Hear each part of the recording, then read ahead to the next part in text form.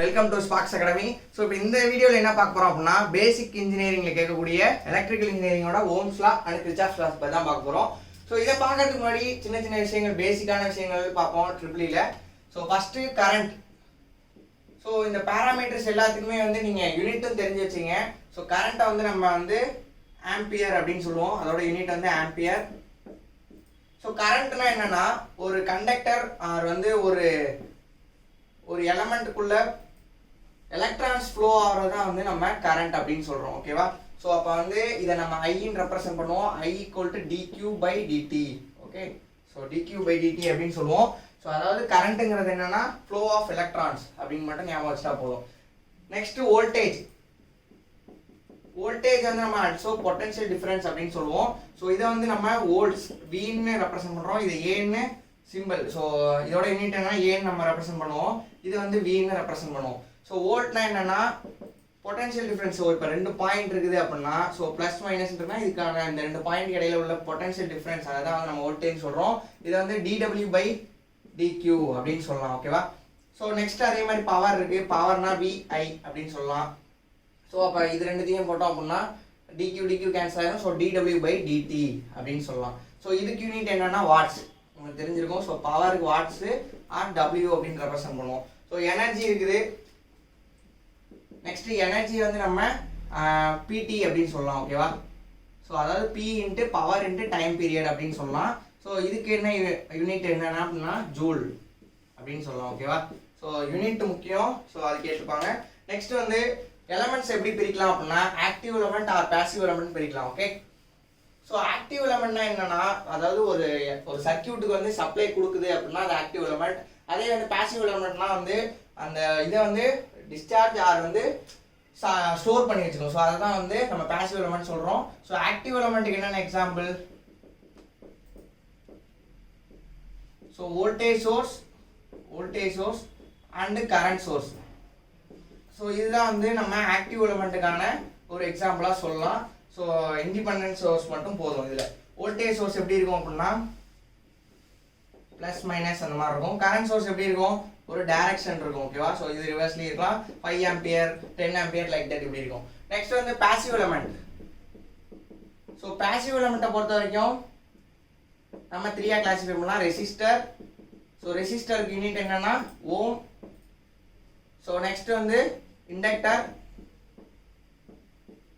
வந்து நம்ம ஹென்றி அப்படின்னு சொல்லலாம். ஓகேவா? So Henry. Capacitor. Okay, so capacitor வந்து நம்ம ஃபாரட் அப்படின்னு சொல்லுவோம். ஓகேவா?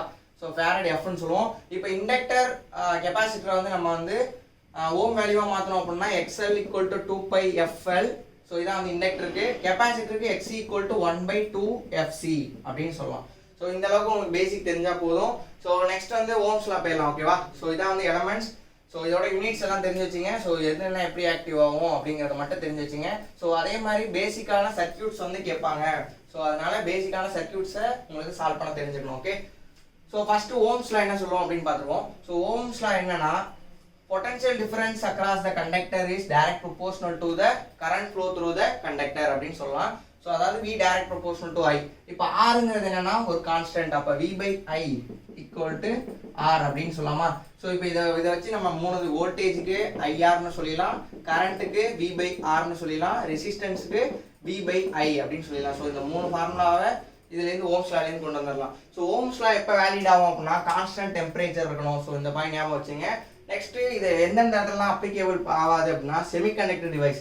செமிகண்டக்டர் டிவைஸ் மீன்ஸ் ஒரு சர்க்யூட்ல இப்போ டயோடு வந்துருச்சு அப்படின்னா ஸோ அப்போ வந்து ஓம்ஸ் லா வந்து வேலிட் ஆகாது. கேஸ் ஃபில் டியூப்ஸ்ல அடுத்து யூஸ் ஆகாது. நெக்ஸ்ட் டெம்பரேச்சர் டிபெண்டன்ட் டிவைஸ், அதாவது தெர்மோமீட்டர், இதெல்லாம் வந்து இதாகாது. ஓகே, ஸோ அதே மாதிரி நான் லீனியர் சர்க்யூட்டுக்கு ஓம்ஸ் லா வந்து ஒபே பண்ணாது. ஓகே, ஸோ இதான் வந்து ஓம்ஸ் லா. ரொம்ப சிம்பிள் தான். V = IR. இதை மட்டும் ஞாபகம் வச்சுட்டு ரிலேஷனை மாற்றி சால்வ் பண்ணுங்க. So next Kirchhoff's law. Kirchhoff's லா பொறுத்த வரைக்கும் 2 லா இருக்கு. கிர்ச்சாஃப்ஸ் கரண்ட் லா. கிர்ச்சாஃப்ஸ் லானா என்ன? ஓம்ஸ் லாவோட ஒரு எக்ஸ்டென்ஷன் தான் வந்து கிர்ச்சாஃப்ஸ் லான்னு சொல்றோம். So Kirchhoff current law and Kirchhoff voltage லா, இது ரெண்டா சொல்லலாம். So Kirchhoff current law first எடுத்துப்போம். இதை வந்து நம்ம KCL அப்படின்னு சொல்லுவோம். ஓகேவா? ஸோ KCL அப்படின்னு சொல்லுவோம். ஸோ இது என்னன்னா it obey a law of conservation of charge. So இதுலேயும் சி இப்படி கூட ஞாபகம் வச்சுங்க. ஸோ கன்சர்வேஷன் ஆஃப் சார்ஜ் அப்படின்னு. conservation of charge. Next KCl என்ன சொல்லுவோம் அப்படின்னா இப்போ வந்து ஒரு நோடு இருக்கு. ஸோ இப்போ இதுதான் வந்து நோட், இது பிரான்ச். ஸோ இது வந்து இந்த 3 பிரான்ச் இருக்கு, ஒரு நோடு இருக்கு. ஸோ இப்போ இந்த நோட்ல வந்து I1 I2 I3 இப்படி கரண்ட் போயிட்டு இருக்குது அப்படின்னா ஸோ இப்போ வந்து sum of a incoming current I3 வந்து உள்ள வருது. Sum of incoming current equal to sum of outgoing current. இதான் வந்து ஓம்ஸ், அதாவது Kirchhoff's law, Kirchhoff's current law. Okay, outgoing current அதாவது என்னன்னா இன்கமிங் கரண்ட்டுக்கும் equal to the sum of outgoing current ஈக்குவலா இருக்கும் அப்படின்னு சொல்லலாம். இப்போ வந்து இதுல இன்கமிங் கரண்ட் வந்து I3 மட்டும்தான், I1 I2 வந்து அவுட்கோயிங். கரெக்டா? ஸோ இதுதான் வந்து Kirchhoff's current law. I1 plus I2 minus I3 equal to 0 நீங்க எப்படியும் சொல்லலாம். ஓகேவா? ஸோ எனி ஒரு டைரக்ஷன் எடுத்துட்டு நீங்கள் சால்வ் பண்ணலாம். ஸோ கேசிஎல் யூஸ் பண்ணி நம்ம நிறைய ப்ராப்ளம் சால்வ் பண்ணுவோம். ஸோ ஓம்ஸ்லா, கேசிஎல், கேவிஎல் போதும். எந்த சர்க்யூட்னாலும் இது 3மே சாட்டிஸ்ஃபை ஆகணும். ஓகேவா? So next Kirchhoff's voltage law. So Kirchhoff voltage law எப்படி சொல்லுவோம்னா law of conservation of energy அப்படின்னு சொல்லுவோம். ஓகேவா? ஸோ நெக்ஸ்ட் வந்து இந்த பாயிண்ட் ஞாபகம் வச்சுங்க, கன்சர்வேஷன் ஆஃப் இது energy, conservation of charge. Okay, so KVL அப்படின்னு சொல்லுவோம். கிர்ச்சாஃப் வோல்டேஜ் லா வந்து நம்ம கேவிஎல் அப்படின்னு சொல்லுவோம். அதாவது ஒரு க்ளோஸ் பாத்ல இப்போ இங்க 10 வோல்ட் இருக்கு அப்படின்னா இங்க 2 வோல்ட் இருக்குன்னா நெக்ஸ்ட் இது என்ன வரும் அப்படின்னா கண்டிப்பா 8 வோல்ட் தான் இருக்கும். So sum of algebraic sum of all the potential difference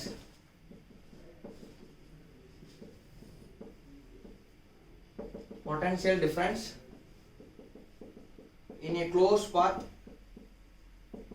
is equal to 0. Okay, closed path is equal to 0.